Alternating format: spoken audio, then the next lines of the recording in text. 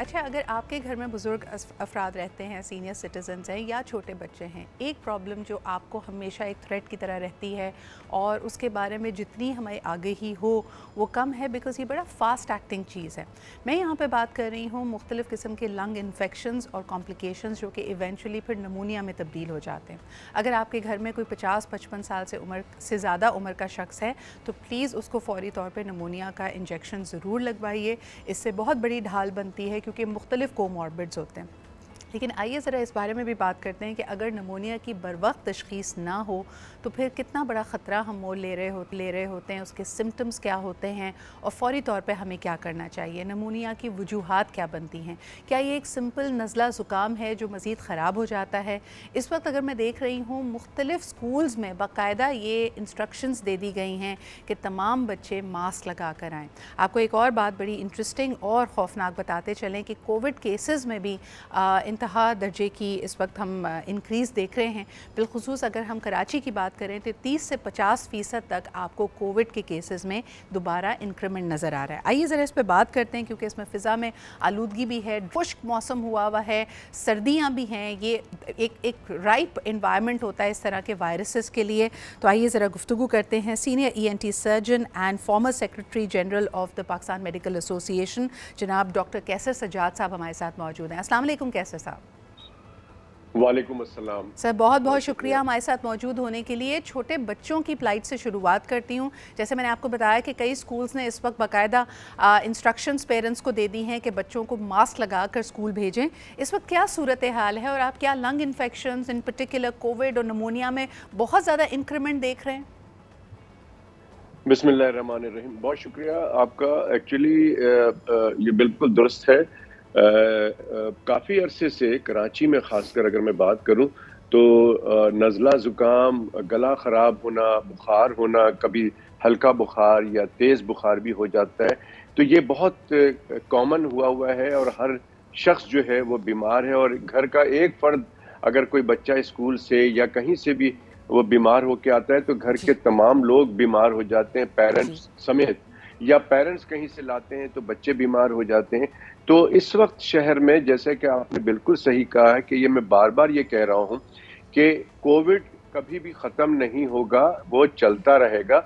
ये अलग बात है कि डिफरेंट स्ट्रेन के साथ वो आएगा, डिफरेंट इसको समझ लें कि वैरायटी के साथ आएगा, लेकिन उसकी जो स्ट्रेंथ है, जो उसकी कुव्वत है, वो इतनी मजबूत नहीं होगी जो पिछले दिनों हमने 2021-22 में देखा या 20 में देखा। तो ये हल्का फुल्का जो कि अभी चल रहा है और लोग इसको कुछ और समझते हैं और टेस्ट भी नहीं कराया जाता है, कंफर्म भी नहीं होता है कि ये बुखार या जो जोड़ों में दर्द है ये किस किस्म का है। तो नज़ला जुकाम, गला खराब, इस सिलसिले से ये शुरू होता है और फिर बात आगे बढ़ती चली जाती है। अगर हम एक छोटा सा सवाल, पहले हम हमेशा समझते थे कि मौसम में अगर तब्दीली आती है, सर्दियाँ आती हैं, ख़िज़ा का मौसम है, तो एक दफ़ा तो आपको सीजनल फ्लू होना है। मेरा सवाल आपसे ये होगा कि अक्टूबर से लेके अब तक मेरे ख्याल में तमाम ही लोग कई दफ़ा इस साइकिल से गुजर चुके हैं, यानी थोड़े अरसे के लिए सही होते हैं, फिर दोबारा किसी, और सिम्टम सारे सिमिलर हैं, वही ड्राई कॉफ है, वही नज़ला ज़ुकाम है, वही हाई टेम्परेचर है। तो क्या ये मुख्तलिफ वायरल स्ट्रेन्स हैं, बैक्टीरियल इन्फेक्शंस हैं, what is it, why is it कि हम एक दफ़ा इस सीजनल फ्लू से गुजर कर we are not done with it? देखें सिद्रा, इसके अंदर होता ये है कि जो कुछ लोग सेंसिटिव होते हैं मौसम के, यानी कि कुछ लोग बहुत ज़्यादा सर्दी जैसे होती है या सर्द हवाएं चलती हैं तो उनको हल्का फुल्का नज़ला ज़ुकाम हो जाता है। लेकिन इसमें अगर वायरसेस आ जाते हैं, जैसे कि आजकल का जो प्रॉब्लम है वो ये हो रहा है कि इस वक्त हम जो नज़ला ज़ुकाम है उसके अंदर उसकी वजूहात 2-3 हैं। एक तो ये कि जो वायरसेस हैं उसमें कोविड की वायरस, जैसे हमने बात की, कोविड वायरस है, उसके अंदर राइनो वायरस है, उसके अंदर इन्फ्लुएंजा का वायरस है, बहुत कॉमन है इन्फ्लुएंजा का वायरस। फिर एक रेस्पिरेटरी सेंसेशियल वायरस कहलाता है, वो बड़ा कॉमन है। तो ये इस तरह की चीज़ें सब मिलकर चलती है। अनफॉर्चुनेटली सिद्रा, मैं बारहा ये 20-25 साल से डिमांड करता रहा हूँ कि जी अब हमें एक जदीद वायरोलॉजी लैब की ज़रूरत है जहाँ पे हर तरह की किट्स मौजूद हों और फौरी तौर पे डायग्नोस हो जाए कि अगर ये वायरस है तो डायग्नोसिस कौन भी सा हो, वायरस। उसको कर्टेल करने का हमारे पास तरीका हो, हमें पता हो कि हम किस वायरस से जूझ रहे हैं। मुझे ये बताइएगा डॉक्टर कैसर कि इस वक्त घरों में, अगर मेरा प्रोग्राम पूरे पाकिस्तान में देखा जा रहा है, हम मुख्तलिफ़ किस्म की हीटिंग डिवाइसेस का इस्तेमाल कर रहे हैं। हीटर्स हैं, इन्वर्टर्स हैं, हमारे एयर कंडीशनिंग के साथ उनको हम इस्तेमाल कर रहे हैं। इनसे आने वाली जो गर्म हवा है, जो तपिश है, वो हमारे कमरों को बहुत ज़्यादा ड्राई करती है। ह्यूमिडिफायर्स का इस्तेमाल पाकिस्तान में नहीं किया जाता। क्या ये भी सांस की मुख्तलिफ बीमारियों और मुश्किलात का सबब बन रहा है?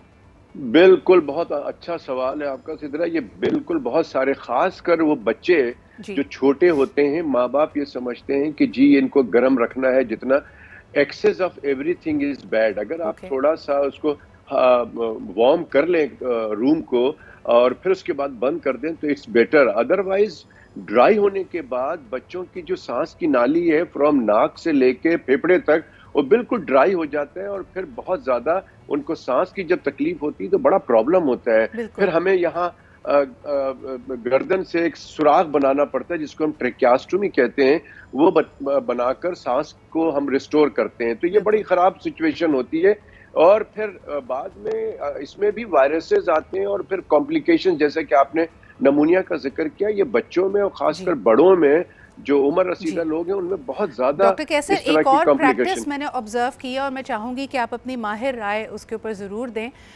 हमें हमेशा बताया जाता है कि जो वेपर रब्स हैं, मुख्तलिफ बाम्स हैं, वो सिर्फ़ और सिर्फ एक्सटर्नल यूज़ के लिए हैं।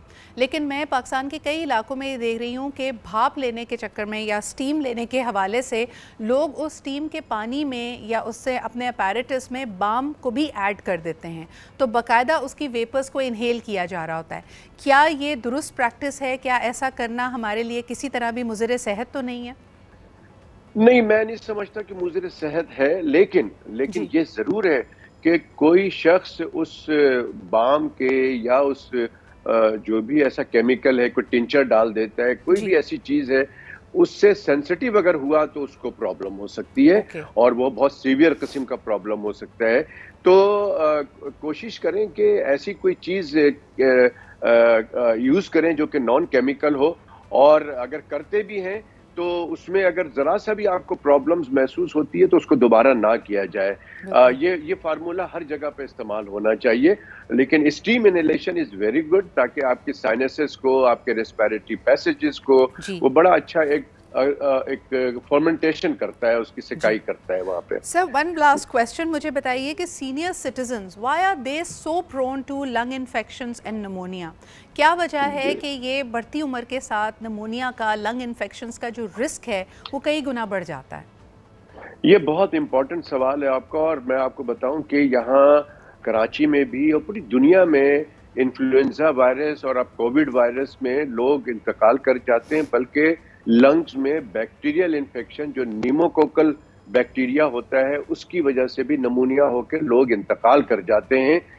क्योंकि हमारे यहाँ नज़ला जुकाम, गला खराब, बुखार को ज़्यादा लिफ्ट नहीं कराया जाता है, तो लोग कॉम्प्लिकेशन में चले जाते हैं। अब आपका जो पर्टिकुलर सवाल ओल्ड एज वालों का है, खासकर जो 60 साल से ज़्यादा उम्र के लोग हैं, उनमें क़ुव्वत मदाफ़ियत काफ़ी कम हो जाती है। बज़ाहिर लगता नहीं है लेकिन कम हो जाती है। प्लस अगर वो कोमॉर्बिड है, यानी कि उनके साथ उनको शुगर की प्रॉब्लम है, ब्लड प्रेशर की प्रॉब्लम है, या कोई और ऐसी दवा है, कोई कैंसर का इलाज हुआ हुआ है, या कैंसर की दवाइयाँ ले रहे हैं, या कोई और ऐसी चीज़ है, तो उनकी इम्यूनिटी बहुत ज़्यादा वीक हो जाती है, जिसकी वजह से वो रिस्क होता है कि अगर उनको नमूनिया हो जाए तो उनका बड़ा सरवाइव करना बड़ा मुश्किल हो जाता है। अगर वो वक्त पे एडमिट भी हो जाते हैं, उनको ट्रीटमेंट भी मिलता है। तो कोशिश ये करनी चाहिए इस मौसम में, तमाम लोगों से रिक्वेस्ट है कि जी अपनी क़ुव्वत मदाफ़ियत, इम्यूनिटी बढ़ाएं। अगर आप इम्यूनिटी बढ़ाएंगे और आपकी इम्यूनिटी स्ट्रांग होगी तो आप हर तरह के वायरसेस से, इवन के बैक्टीरिया से भी बचे रहेंगे। और उसका बहुत आसान फार्मूला ये है कि गुड स्लीप, रात को जल्दी सोना, 7 से 8 घंटा अंधेरे में सोना बहुत फायदेमंद रहता है, आपकी इम्यूनिटी बढ़ाता है। प्लस अ गुड डाइट, अच्छी डाइट लेना। ये जो आजकल जंक फूड और बेवरेजेस, मुख्तलिफ किस्म के जो कोल्ड ड्रिंक्स हैं, ये सारा तबाही बर्बादी है आपके जिस्म की। तो आपने आजकल के मौसम में सब्जी है, दाल है, मछली है, मिल्क है, बच्चों को दूध दीजिए, बड़ों भी जो है वो भी दूध पिए, ड्राई फ्रूट्स है, फ्रेश फ्रूट्स हैं। तो इस तरह की चीजें, और अगर इसमें आप एक्टिविटी जी करें, कोई फिजिकल एक्टिविटी, कोई जिम है, कोई जी, स्पोर्ट्स है, या वॉक करें कम से कम, तो मैं समझता हूँ कि आपकी कुव्वत मदाफ़त एब्सोल्युटली, बढ़ जाएगी, बिल्कुल। आप बहुत ज्यादा फिट रहेंगे। जी। बिल्कुल, बहुत बहुत शुक्रिया हमारे साथ मौजूद होने के लिए। कैसे साहब, अक्सर मैं वैसे सोचती थी कि लंग्स की या ख़ास तौर पे हमारे रेस्पिरेटरी सिस्टम की इम्यूनिटी या उसकी मदाफ़ियत को कैसे बढ़ाया जाए। आपने कहा ये ओवरऑल आपकी हेल्थ से रिलेट करती है। पूरी नींद लें, अच्छी डाइट लें, अपने आप को फ़िज़िकली एक्टिव रखें, चहलकदमी करें और यकीनन आप तंदुरुस्त तवाना रहेंगे। बहुत शुक्रिया हमारे साथ मौजूद होने के लिए।